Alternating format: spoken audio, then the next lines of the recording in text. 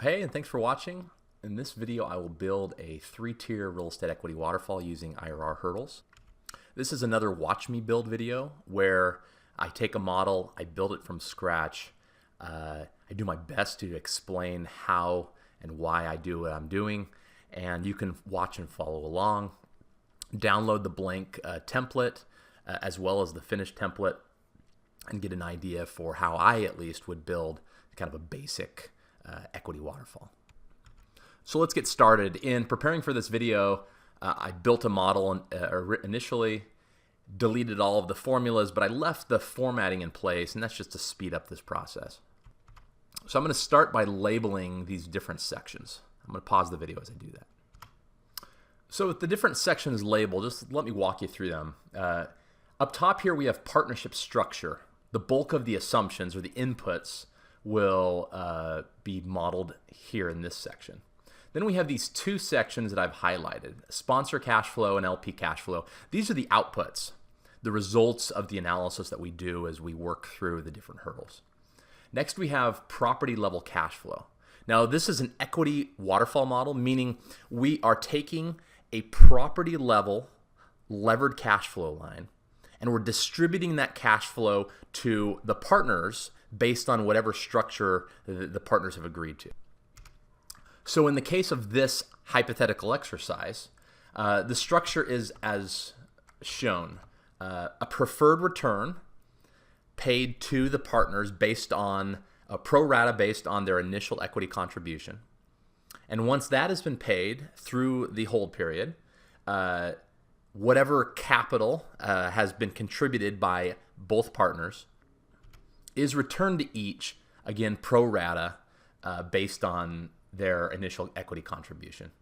And then finally, whatever excess cash flow is left over will be disproportionately distributed to the sponsor based on some promote structure.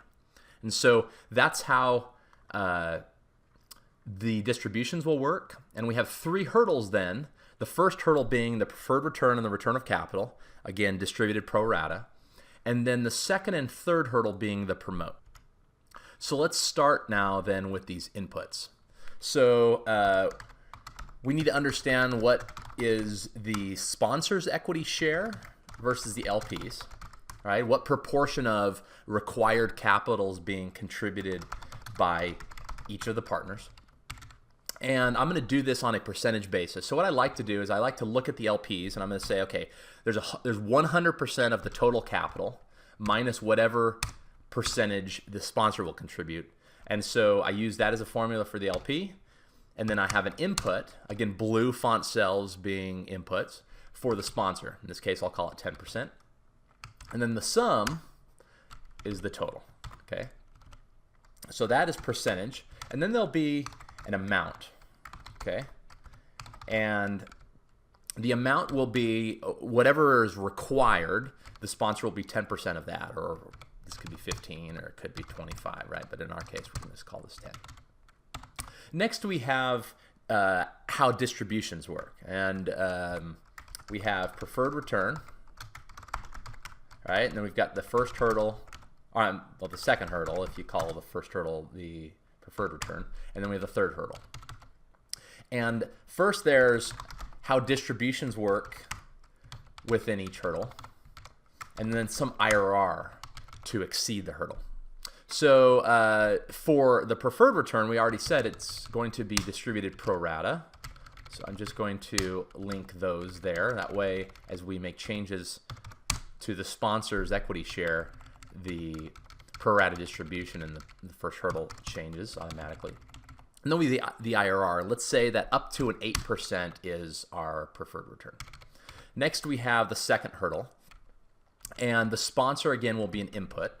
So let's say 25 to a 12 and 40-60 above a 12% IRR. The LPs is, again, this formula equals 1 minus the sponsor's share. Okay? So again, in these columns, these values help us determine what proportion to distribute to the sponsor versus the LP. This column here are the hurdles, the IRR hurdles that we use to determine when a cash flow will flow into the next hurdle.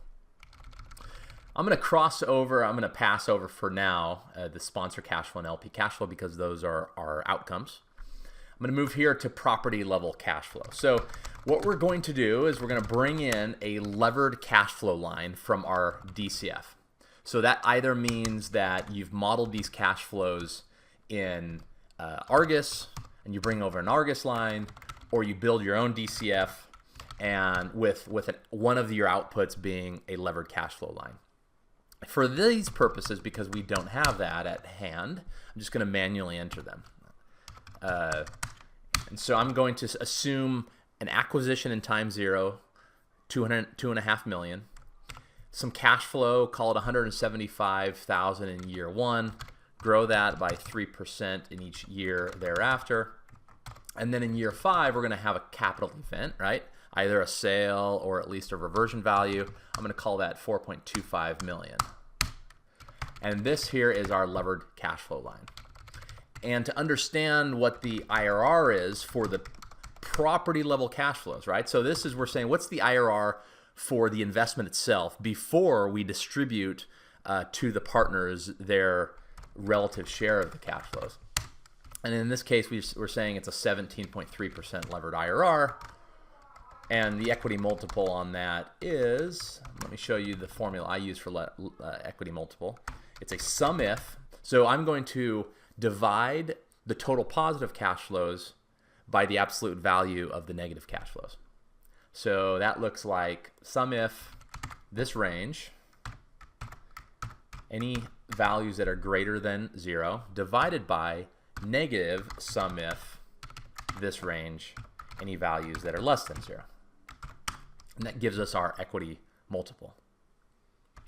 And now as we do our waterfall and we look at our results, our expectation is because we've got hurdles that are less than our property level IRR, the sponsor's IRR is going to be greater than the property level IRR, and the LP's cash flow will be less than that.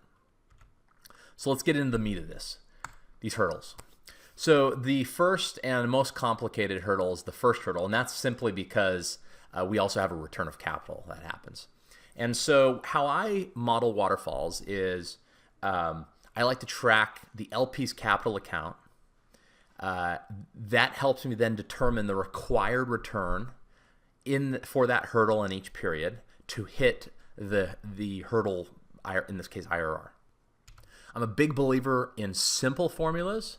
If you have complex, and I've seen some ridiculous waterfalls with these complex formulas that are virtually impossible to audit.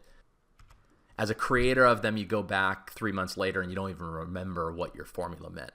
You got to keep it simple. And one of the easiest ways to keep things simple is to break out your calculations into multiple rows, and that's what I've done here. So this first row, I'm just going to track the beginning balance for the LP's capital account. And when I say capital account, what we're talking about is the amount of equity that the LP has in the project at any given point in time. Then the second line is going to be the required return to the LP to hit this first hurdle. Okay? Then we're going to track contributions from the LP and distributions to the LP in this first hurdle. And finally, there'll be some ending balance for the LP's capital account, right? Because this capital account will change depending on whether there have been sufficient distributions to draw to lower the capital account, or more likely insufficient funds to cover the required preferred return in that period, and the preferred return accrues to the capital account grows, and there's a larger capital account to pay off at the end or at the capital event. Finally, I want to do an air check for the IRR for this hurdle. And essentially this is going to be a net cash flow line for the LP in this hurdle, and then I'll do an IRR, I'll run an IRR on this to confirm that the cash flows that are being contributed and distributed in this hurdle yield an IRR equal to the hurdle rate, or less than if there's insufficient cash flows to do so. With the LP's portion done, then we go to the sponsor, and we're going to track the contributions from the sponsor as well as the distributions to the sponsor. And the nice thing is, because we know the LP's distributions, the sponsor's distributions are simple. We don't need to track the sponsor's capital account or the sponsor's required return, because the required return is the required return of the LP in order to hit some hurdles for the sponsor to get into the promote.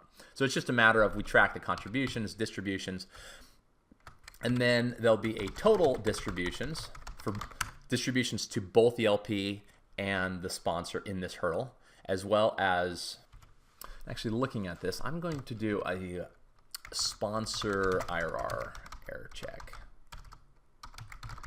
And I'll only do it in this hurdle. And the reason is because cash flows are being distributed pro rata here, the sponsor and the LP should be yielding the exact same IRR in it. I just want to check that. And then again, total distributions, and knowing the total distributions, there's going to be, or hopefully there will be some cash flow remaining. And this cash flow remaining then will flow into the second hurdle and be distributed disproportionately to the sponsor in those subsequent hurdles. Okay, so with our labels here, I'm going to do one other thing before I model out the actual cash flows themselves. When I talk about making a model simple, less error prone, one trick I do is right at the top of your model, especially in waterfalls, it can be some distance in terms of rows away from the formulas that you're building. And the more that you have to scroll up and down as you're writing formulas, the more likely you're going to select a cell that is the wrong cell and create an error for you or for a future user. So what I like to do is I'll actually link to the assumptions I'll be using in this section. So the first is LP required return. Well, in this hurdle, it's 8%, okay? And then the contributions from the LP will be 10%. Distributions to the LP will be, I'm sorry, I said 10%, I meant 90% to the LP. And then the IRR check, again, is this 8%. And then contributions from the sponsor, 10%. Distributions to the sponsor, 10%. IRR check here is going to be, again, 8%. And so now we have these assumptions right next to where we're building the formulas. So let's get into the formulas. Beginning balance. Well, this is really simple. The beginning balance is equal to the ending balance in the previous period. Okay? The required return is equal to the beginning balance multiplied by the hurdle rate. In this case, 8%. Contributions from the LP. What we're going to do is we're going to look at this levered cash flow line. And in this period, we're going to first ask, is the cash flow negative? Because if it's negative, it requires a contribution from the partners. And in order to ask that, rather than doing an if formula, avoid if formulas if at all possible, because it's a more difficult logic to follow, especially when you get into multiple nested if formulas. This one is a simple one. I just say minimum. And I'm going to grab the minimum amount of whatever value is in this period or 0. All right, so if it's less than 0, that's what it's going to grab. If it's greater than 0, it's just going to output 0. And then I'm going to multiply this by the contribution share. Okay. The last thing I'm going to do here is I'm going to set this positive, and that's just to make some these subsequent formulas a little simpler. So distributions to the LP are, well, really they could be one of two things. It's the lesser of the total positive available cash flow to distribute in this period multiplied by the LP's distribution share, or it is the total amount required to distribute in order to pay off the capital account and cover the hurdle. And I say the lesser of because there are situations such as, or really it's only in the capital event, where there's more cash flow than what there's more cash flow to distribute than what is necessary or required in order to hit the hurdle. And so we use this formula where it's going to be a minimum, right? So a lesser of either the positive cash flow available in this period, and so I use this max so that I only am looking at the positive cash flow, multiplied by this partner's share. So it's the lesser of that, or beginning balance plus the required return. And that's the distribution to the LP in the first hurdle. With the ending balance being beginning balance plus the LP's required return plus any contributions made in this period minus distributions to the LP made in this period. It's our ending balance. Finally, the IRR check. We're going to do a net cash flow line for the LP, and that's equal to minus or negative contributions, right? Negative cash flow plus any distributions made. With that, we can just copy these over to the right. While I'm at it, let me write this. I'm just gonna bring that down. Okay. And I'm gonna run my IRR check. So I'm gonna calculate the IRR of these cash flows that we just modeled for the LP. We want to confirm that it's equal to 8%. Boom. But notice here, there's less cash flow being distributed to the LP than is available to distribute. And that means that there will be excess cash, as we expected, that will flow into the next hurdle. Contributions from the sponsor now. This is a pretty simple one, right? So this is essentially the same as this formula. We're just going to take the minimum of the available cash flow, or 0, again, so that we only are pulling the negative cash flow. We'll multiply that by the sponsor's share. Distributions. Now, what do we know? Well, we know that the LP is being distributed the exact amount that the LP needs to hit the 8%.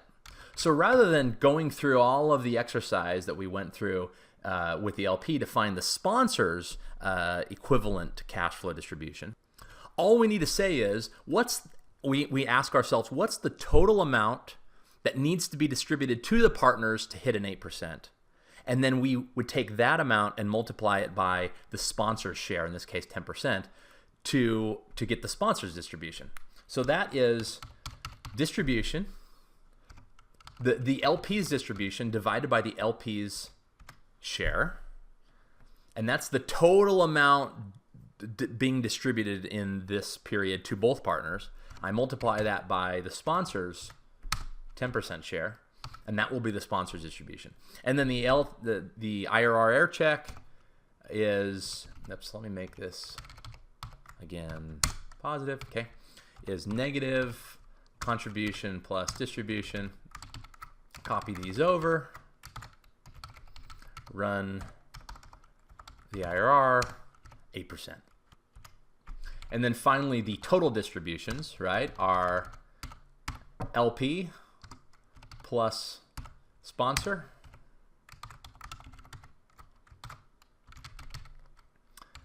cash flow remaining then becomes, let's see,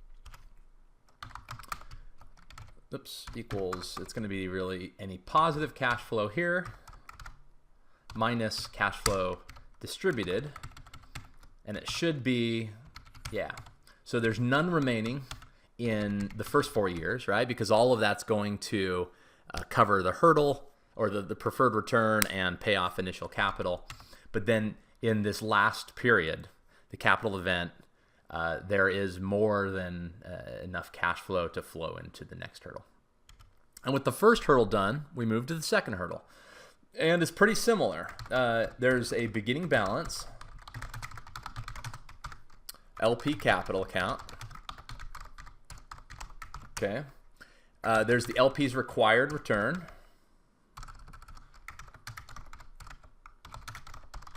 To hit the second hurdle. Then there's contributions from the LP. Prior distributions, so this is the one difference. And the reason why I have contributions from the LP, I have prior distributions, is we're going to do a net cash flow line to the LP in the second hurdle as well. And we'll need those prior distributions in order to get it correctly. We've got distributions to the LP in the second hurdle. And then we've got the ending balance. right, for the LP's capital account. And then again, we've got contributions from the sponsor. We've got distributions to the sponsor. And then we have total distributions. And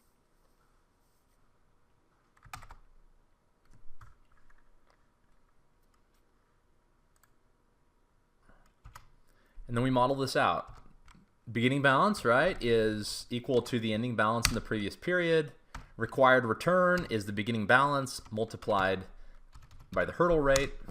Contributions from the LP, well, we already have that up here. Okay, that doesn't change from hurdle to hurdle. Prior distributions, we're just going to come up to the distributions to the LP in the first hurdle, and that's prior distributions. Distributions to the LP in the second hurdle. Okay, this is where we have a little bit of complexity, but not much. It's very similar to the distributions in the first hurdle. Really, it's the lesser of the total cash flow remaining from the first hurdle. And we don't need to do that max formula because these values will always be positive, the cash flow remaining, multiplied by this partner's share in this hurdle. So it's, oops, I need to have min. So it's the minimum of that or the total amount to hit the hurdle, which the total amount to hit the hurdle in this case would be the beginning balance plus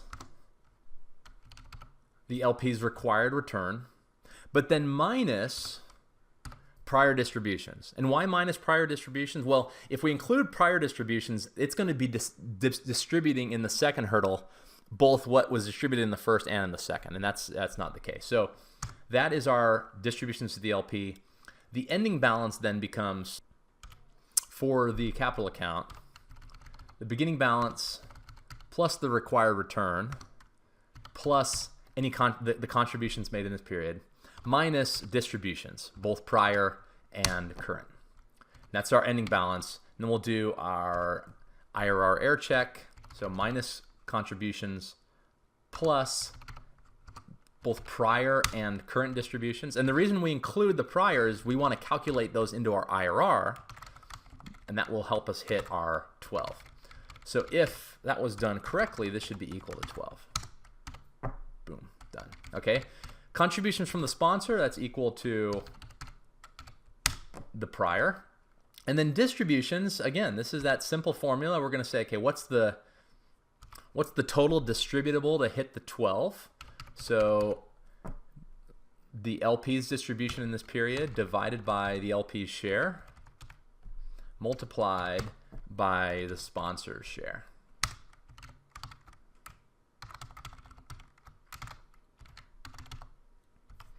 And then finally, total distributions, right, or sponsor's distributions plus, right here, LP's distributions. Cash flow remaining being what was the cash flow remaining in the previous period minus what was distributed in this period. And that's going to tell us what can flow into the third hurdle. And then the third hurdle, and I haven't, this is really simple, right? You got distributions to the LP, distributions to the sponsor, and then total distributions. And you notice that there's just these three, and that's because there is no hurdle here. This is now up to some infinite return. There's just going to be a distribution.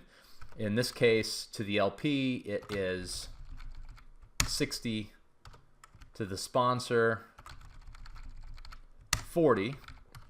And then all we're going to do is we're going to take whatever's remaining from the previous hurdle, and we're going to multiply it by, do this. I can just copy this down.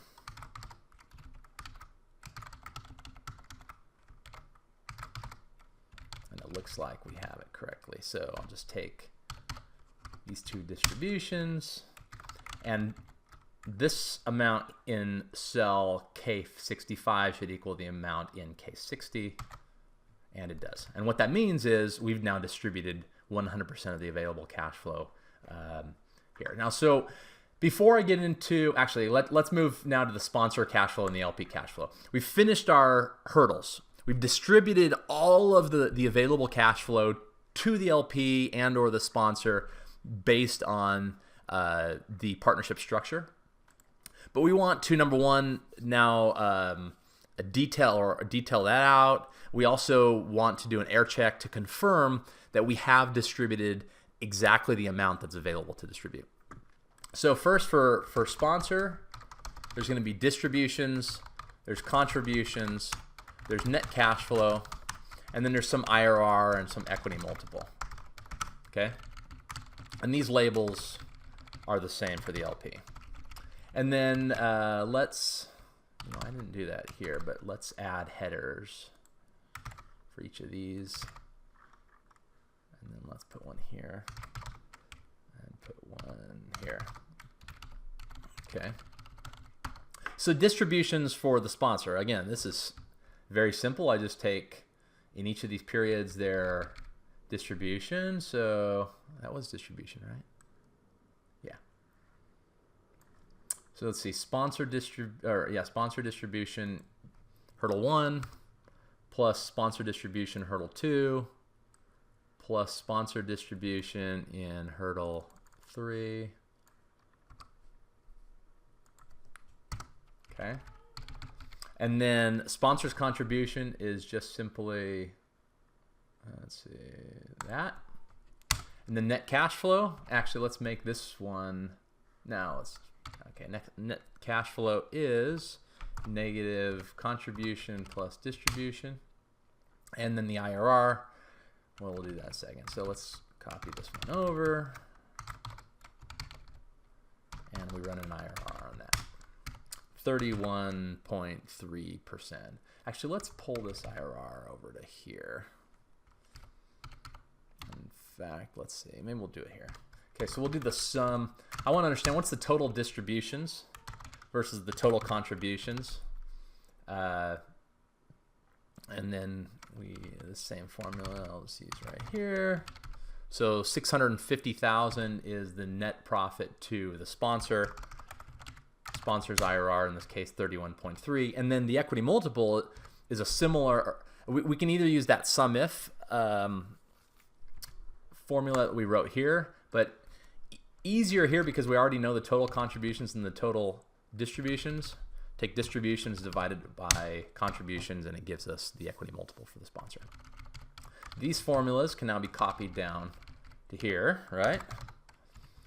And distributions for the LP, distributions in hurdle 1, distributions in hurdle 2, distributions in hurdle 3. Contributions are there. And then this formula here give us the total. Okay. Let's copy this over. And now we have the IRR and the equity multiple. And as expected, we've got property level IRR. Well, the LP's IRR is going to be less than the property level because a disproportionate share of the cash flow is being distributed to the sponsor beyond the first hurdle. Finally, we just want to do an air check and we're done. 30 minutes and we've built this quick 3-tier real estate equity waterfall. So I'm just going to call this air check. This little box up here. And I have net project cash flow and I have net partnership cash flow. What does that mean? Well, we've got the cash flow that's flowing from the project, and then we're distributing that to the partners, and we want to make sure that it's being distributed equal to the total amount that's available. So the net project cash flow is just the sum of the net levered cash flow line. The net partnership cash flow is the sum of both the sponsors and the LP's net cash flow. And they're equal. Okay? And then I can write, if I want to, a quick formula that says round. And the reason I round it is sometimes there's rounding differences between the two. And actually, I'm going to do an if. And if I don't use a round, then this will still display an error when it's not. So I'm going to round that one. So if these equal one another, I'm going to output OK. Otherwise, I'm going to output error. Shows OK. All available cash flow is being distributed appropriately to the partners. So that's a 3-tier real estate equity waterfall. Mike, my co-contributor, will be doing a similar video, but for an equity multiple hurdle, and that should be interesting. Plus, his waterfall, he has a different methodology that he uses, and so I think you'll find his video to be valuable as well. I imagine that'll be coming up in the next couple weeks. When he does that, I'll make sure to link to it in the description. And again, thanks for your time.